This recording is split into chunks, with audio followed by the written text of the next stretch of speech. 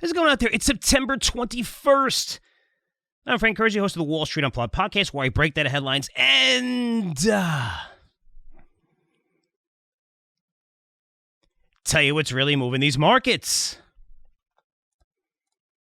Speaking of the markets, nothing really going on this week, right? Pretty slow, boring, other than stocks getting crushed yesterday. At least from the headlines, it says it got crushed. The Dow fell 700 points, very big number, but it was only around 2%, a little more than that. NASDAQ small caps fell a little more. Then you had Bitcoin down 10%. Everything getting crushed across the board. Even gold fell a little bit, which isn't surprising. Gold goes down when the market goes down when the market goes up, goes down when interest rates go higher, goes lower. Seems like gold goes down no matter what, or just stays the same. I think that's going to change. I mean, you're rating into the same thing. Look what that is. But everything, right? Everything went down on Monday. No safe havens there. And why this happened? A lot of things, right? Mostly fears of inflation, supply chain concerns as the delays are accelerating. Consumer spending's topping out now that we're not handing more and more money to people. The Delta concerns that are going to lock down some areas of the economy, a global economy, really. I mean, I don't know if you saw what's going on in Australia with martial law lockdowns using force. Man, this shit's out of control. You have the debt ceiling debacle, right? Our politicians, you got to love those guys, right? Both sides. Right now, it's the Republicans playing hardball because when, Trump was in office, same thing, and even Obama all the time, right? It just try to make things as difficult as possible, especially heading into election year, right? So something they could fix very, very easily. But so Goldman come out and say that was one of the biggest concerns, the debt ceiling. Hopefully we take care of that. I think we will. The Fed meeting starting, where they're probably going to talk about tapering. And now you add another risk, which is China real estate. And you've seen this and you say, wow, this thing came out of nowhere. This is crazy. Let me tell you what the real story is about this one. So Evergrande is one of the largest property companies in China. They're ranked number 2, $350 billion in assets, projects in 290 cities, over 200,000 employees. I'd say it's a pretty big company. They have $120 billion outstanding debt at the end of June. About 43% of this, not about, I've done the research, done the numbers, 43% of which comes due in less than a year, including over $100 million in debt payments this month, which are likely not going to be made. Now, the average borrowing cost for these bonds, the average, and I'm stalling here because I want you to think of a percent in your head. And when you do, you're probably going to... It's 9%. 9%. Holy cow. 9% average borrowing costs. And now the company's about to default on a lot of payments. So, of course, big news, which likely led to Monday's sell-off. But anyone watching this company since February, this isn't a surprise at all. So in February, Evergrande stock hit a high of $18. In May, it was trading at $12. That's a big deal, right? Pushed back tremendously. A lot of stocks got hit then, but the bonds started to collapse. That's scary. That's when you look at the bond market. That's why everyone says, oh, the debt and the dollar is going to get destroyed. It's not going to be the reserve currency. We have so much debt. And I always tell people it's not a concern. As long as we're paying the debts on time, which we are, it's fine. And we've been talking about that for 40 years. That's been a risk bears have been highlighting. How much debt we're taking on, we're in trouble. The bond market would tell us when we're in trouble. Here, the bond market told you Evergrande was in trouble, but it told you like 5 months ago. The stock crashing. Then you have in June, Fitch, S&P downgraded the company's debt because in May, when it went to 12, people started looking under the hood, including debt agencies. So then in June, as they downgraded the debt, the stock fell further and broke below $10. Now we move to July. There's a time frame here. After this, you're going to know more about this situation than anyone out there and anyone's reporting on TV. So just listen really quick. Okay? So timeline is important because we talk about July. The market crashed yesterday because of this. So in July, again, the stock falls another 40% to the $6 level. Now it starts getting even more people's radar. So Evergrande and its brilliant management team thought it would be a fantastic idea with the stock crashing. And keep in mind, while the stock is crashing on liquidity concerns, to issue special dividends to shareholders. Holy cow, it's a great idea. Well, it's a special dividend. People might not know how bad things are. We use a special dividend to shareholders. People are going to jump in the stock. It's going to go higher. It's going to prop the stock price. And then we can do this massive equity type, whatever financing, convertible financing that could save us. There's only one problem with that. When you're a heavily indebted company and your bonds are crashing, investors, which the investors in this institutions, are looking for you to preserve capital, not give it away for free. And this is money you don't have to equity holders. So the move completely backfired. And what happened after that announcement? Fitch and S&P downgraded Evergrande again on the news. And we're still in mid-July. So Fitch from B to CCC plus, S&P downgraded B plus to B minus. Didn't even go to B, went right to B minus. Now, shortly after these downgrades, Evergrande's March 2022 8.25 bond dropped to $50. March 2022. So given that bond's going to mature less than a year, that puts the annualized yield above 200%. Not bad. You're looking for income? There you go, guys. Everyone said, Frank, what's the best way to earn income? There you go, 200%. Easy. I'm joking. So a few days later, this is on July 27th, still in July, management decided to cancel that special dividend. Say, you know what? Maybe that's not a smart move. Good job. Way to go, guys. So this is all happening over 2 months ago, before mainstream media started talking about it, late last week and into this week. And it's kind of weird that that's the case, even though there's one of the largest property companies in the world, not just in China, even though its stock crashed 70 cents since February, even though its bonds were crashing, and even though they're receiving multiple downgrades from debt agencies almost on a monthly basis. This just happened to be a huge story this week in terms of the market pulling back. So now we fast forward to today, and stories are coming out how you should be worried. You should be worried about Evergrande. Massive reach, right? It's going to crush the entire real estate sector in China, or perhaps result in a global economic problem. And we call this systemic risk. And systemic risk, right? Systemic. It's a big word. Since systemic impacts everyone. Interest rates are going to fluctuate. Stock markets could crash. Housing prices, home prices. We saw this during a credit crisis. So when you look at systemic risk and you start throwing that word around, which is thrown around a lot on Monday, it's like a giant chocolate sundae to bears in the media. And not just like a chocolate sundae, but one with extra whipped cream, extra nuts, and lots and lots of cherries on top. It's almost like pitching an 80-mile-an-hour fastball to Barry Bonds in his prime. Gone. I mean, that was the greatest hitting display I've ever seen. You couldn't even pitch to that guy. It was incredible. But the word systemic creates fear. It creates chaos, uncertainty. And you know what? That shit's really, really easy to sell. So, of course, on Monday, what did media channels do? When the stocks were crashing, everybody worried. Again, that's what most people thought. And the market was crashing, even though we fell 2%, just 2%. The S&P 500 is down just 4% of its all-time highs after a tremendous move over the past few years. Only down 4%. You would think it's down like 10, 15% right now if you're watching TV. But all the bears came out of hiding. And he started interviewing Chanos, Andrew Left. These guys said, I warned you about this property bubble in China. I warned you. Yeah, you did, but you warned us 12 years ago. The opportunity cost is, look what the market's done. And you got wrecked on that. And Chanos talked about that. Andrew Left talked. Andrew Left was funny because he got sued by China. He tried to fight it because of his short report on Evergrande. And I'm not saying Evergrande is a fraud. I just think they were over-leveraged. And people, again, governments sleep at the wheel. And I'm sure when you really look deep, you're going to find a whole bunch of stuff in there. But Andrew Left actually, this was 10 years ago. I don't think he could trade or short any stocks in China since then. And that anniversary is like up this month, which I think is kind of ironic. But you have all these bears coming out. The massive property bubble in China, it's going to collapse every market, right? We heard that for the last 10, 12 years. And I have to admit, seeing the bears on TV made me kind of happy. Almost like after feeding your dog healthy food that tastes disgusting for 12 years, and you say, hey, you know what? I'm going to give you a steak. I'm going to feed you a steak this week. I mean, it was exciting. They were all, when was the last time you saw really Chanos on TV here and there, you know? These short guys are excited.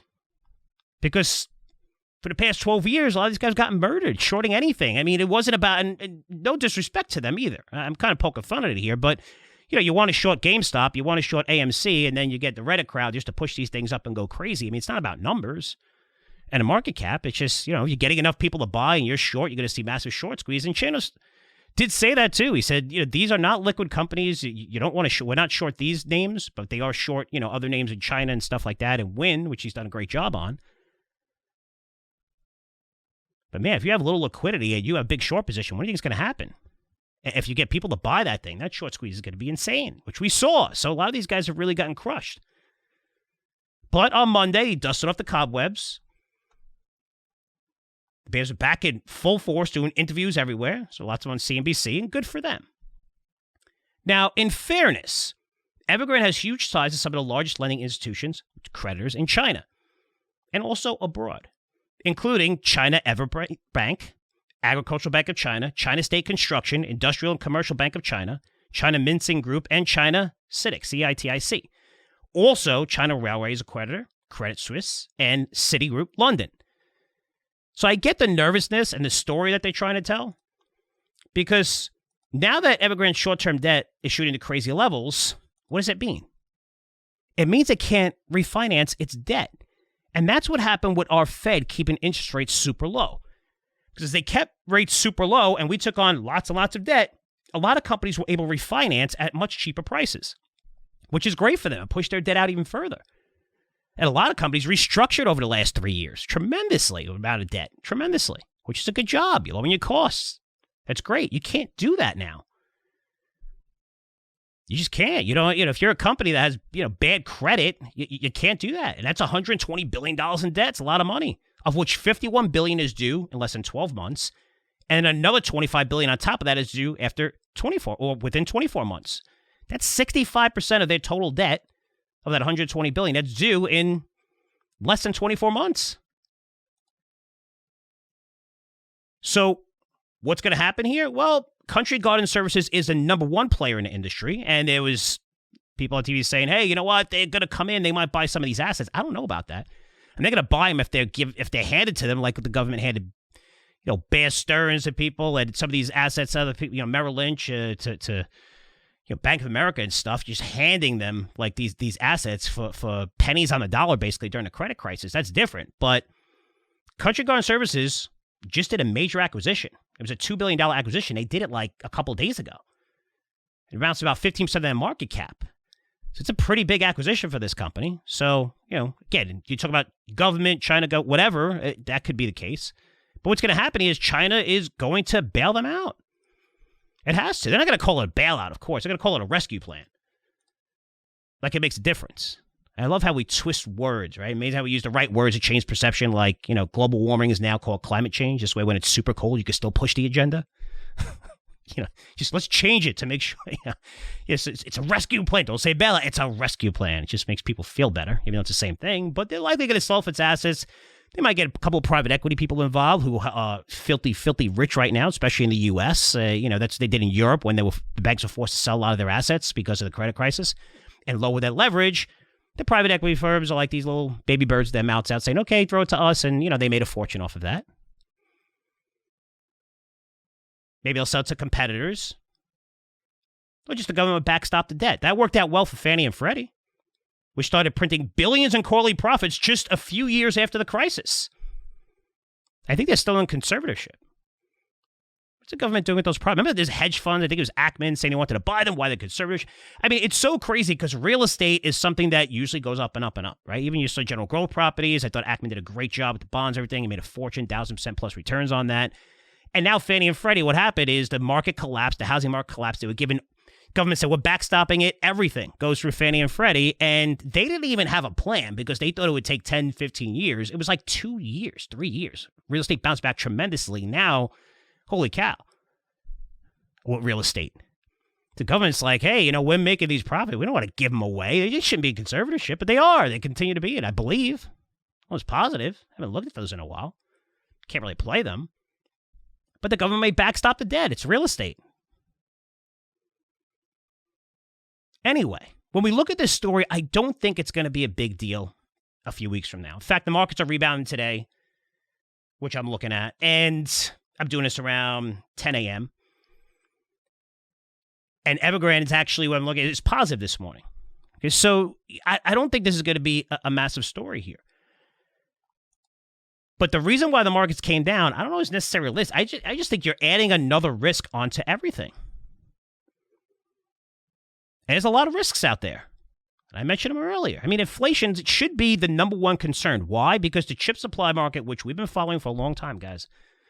I've been telling you that these CEOs are full of shit that they're telling you. Ford, GM. I mean, a bunch of CEOs have come out recently. A bunch of them, top CEOs, manufacturing companies, saying that this is a much bigger problem than what we thought. All the numbers are being lowered in the third quarter. This is supposed to bottom in the second quarter. It's not going to bottom in the third. It's not going to bottom in the fourth. It's going to go through 2022. Why is that a big deal? Because there's no way inflation could be transitory unless there's no more bottleneck, right? Because there's not enough supplies. We have a labor shortage. But what's going to happen? How do companies think of restaurants and not being able to get enough? They have labor shortage. We see it across the board. Say a company like Starbucks or whatever restaurant you go to. Yeah, they were operating at a lower capacity at COVID, and then they went to 100%. They're probably at 80, 85% because they can't get people to work for them. So what happens? How do you make ends meet? You have to raise prices. And now with supplies coming in, you're still across the board. This is going to be a 2022, 2023 problem now. It was supposed to bottom last quarter. How could you tell me inflation is transitory? Inflation is here. It's going to be here for well, I mean, if transitory is 18 months, then they're right. But transitory is supposed to be a few months as all this shit works itself out. But it's not working itself out. It's getting even worse. You look at reports from Malaysia. Look at China. This is stuff I'm reading from the sources. Not listening to freaking TV. They don't know. They were telling you that everything's fine and vehicle production would be great for Ford and GM. Now they're cutting what, by 50% plus, and they're going to cut again. Plants are still idle. They're not getting parts. Just go out there. Try to get a car right now. Just talk to dealerships. They'll tell you. I don't know when you get a new car. Maybe they'll tell you 6 months if they want to sell it to you, but reality, it's going to be over 9 months before you get it. It's insane right now. Anyway, so as expected, I'm getting lots of questions on this. The markets did take a hit, and we're having a pretty horrible month for September where the markets have pulled back and only about 4% off their highs, but still a lot of small caps, mid caps, even some large caps that are not technology have really sold off 15, 20%. So getting lots of questions, and let's take some of them today, especially about Evergrande. You should be worried. And let's start with Colin. Colin says, hey, Frank, thanks for being the voice of reason throughout this pandemic. It truly is refreshing to see someone like yourself not promoting all the fear-mongering and hatred like the mainstream media. Thanks. Appreciate that. Because the narratives keep getting holes poked through them, but many people still unable to read between the lines. Just nice to know there's still some voice of reason out there. I really appreciate that. Because we've been following this Evergrande scandal in the news, and I'm starting to get concerned that their bankruptcy is going to have an international ripple effect throughout the markets. Do you think this could be a similar outcome as 2009? Thanks. It's not going to be a ripple effect, since we pretty much know the full extent of the damage and how much debt they have. Now, I'm saying that right now, and it appears. Could I be wrong on that? Yes, it could be even, who knows? It's China, and they're not going to tell you anyway, right? Just like they still, the Wuhan thing, no one's allowed in there and stuff like that, right? They can do whatever they want. But in 2009, nobody knew.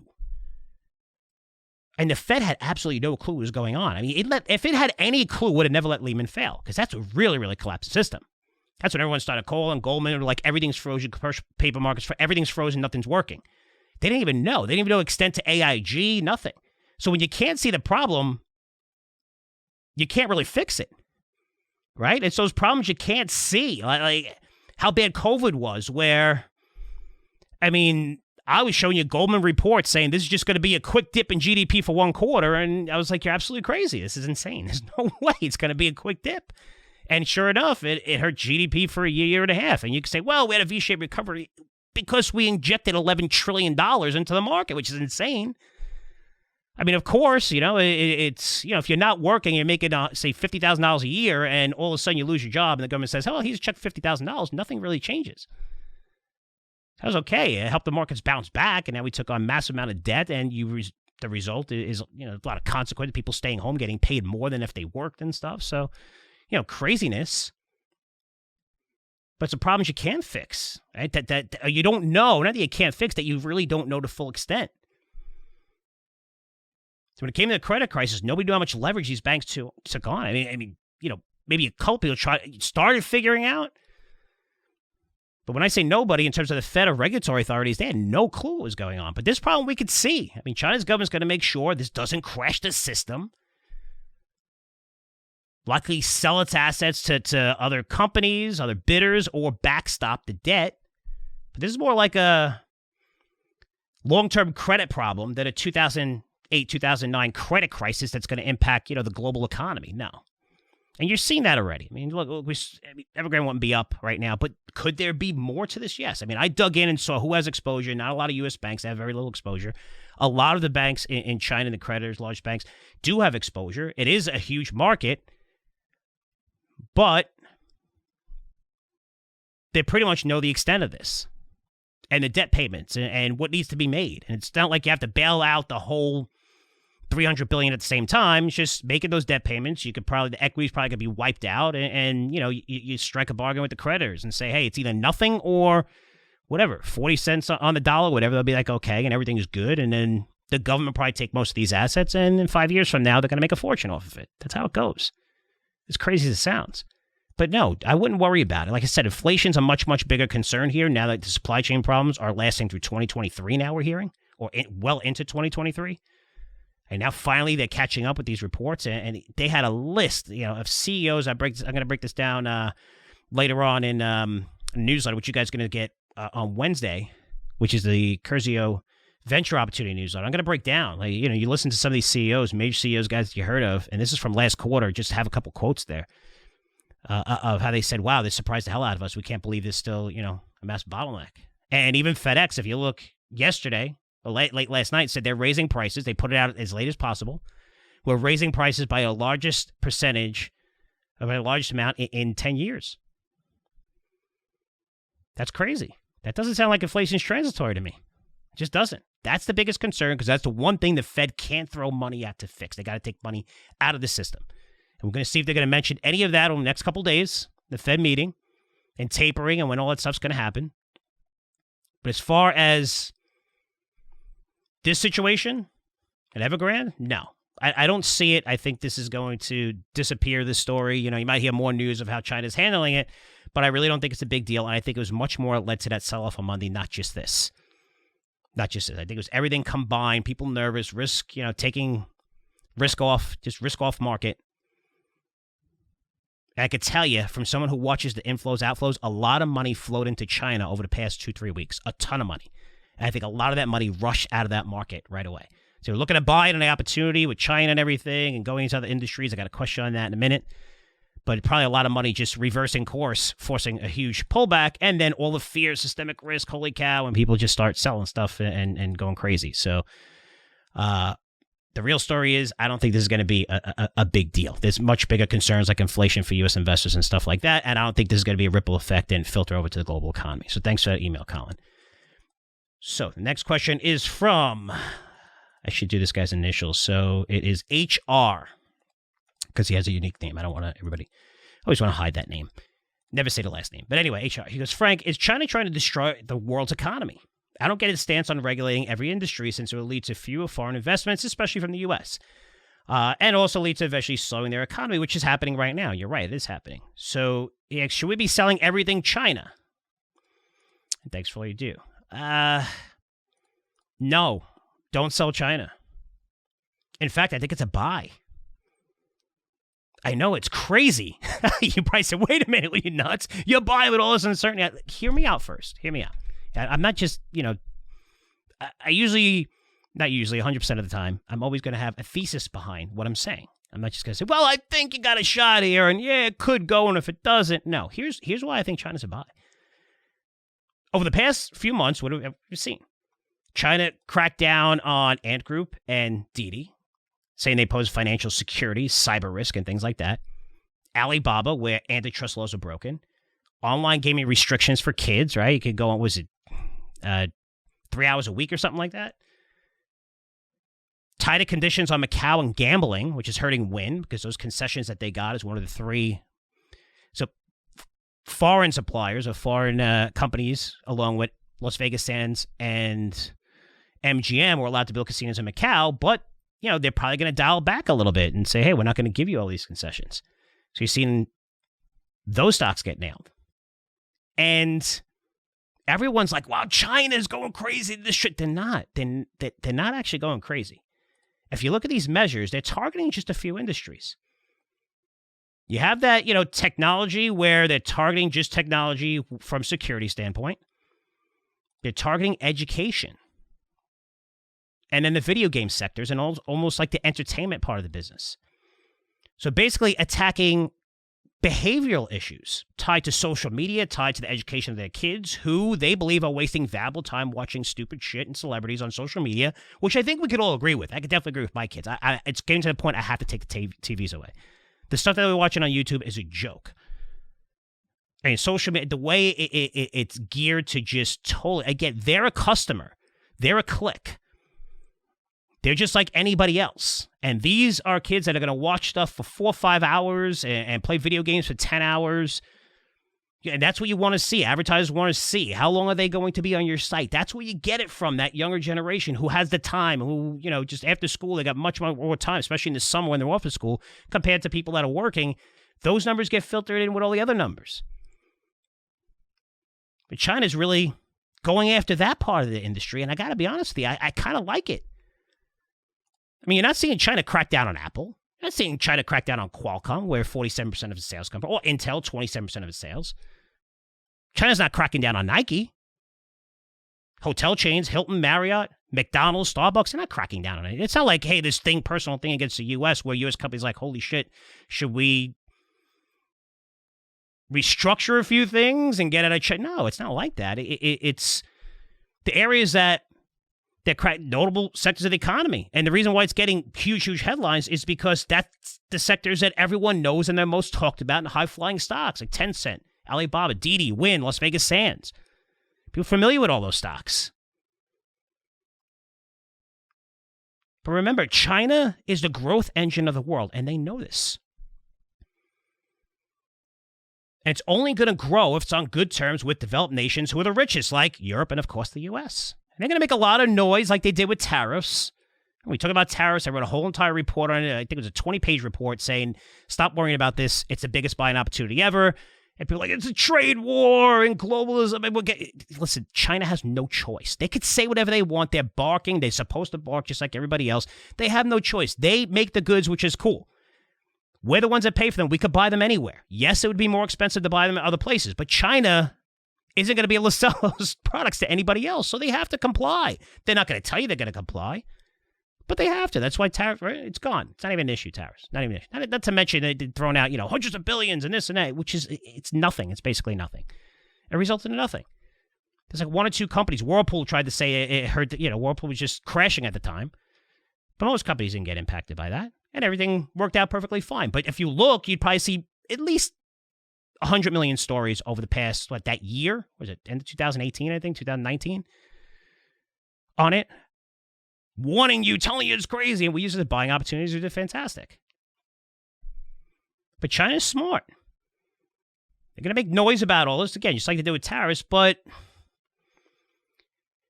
if you're looking at China and they want to remain a powerhouse, one, it needs us. Two, it's not going to start picking and choosing what business can operate there, going after McDonald's or Nike. It's just, why would we do that for? Now we're going to, that's going to discourage foreign investment. But the most important thing is they're focusing on education, and they believe that that's how they become the dominant country in the world is education. And they're getting their kids off of all this bullshit and saying, hey, we need you to focus on that education, because that's the long term. That's what China's looking at, a long-term plan. So they come out the 5-year growth plan or whatever for 5 years. That's the plan for them. If you notice, that's the sectors that they're targeting. Again, you hear me talk negative about China and the government all the time. I love China when I went there. I'm talking about the government and investment. Just like when I talk about California and the shit's going on there. I love California. I have a lot of subscribers in California. I love the people there. I just hate the fact that, a lot of bullshit goes on with politics.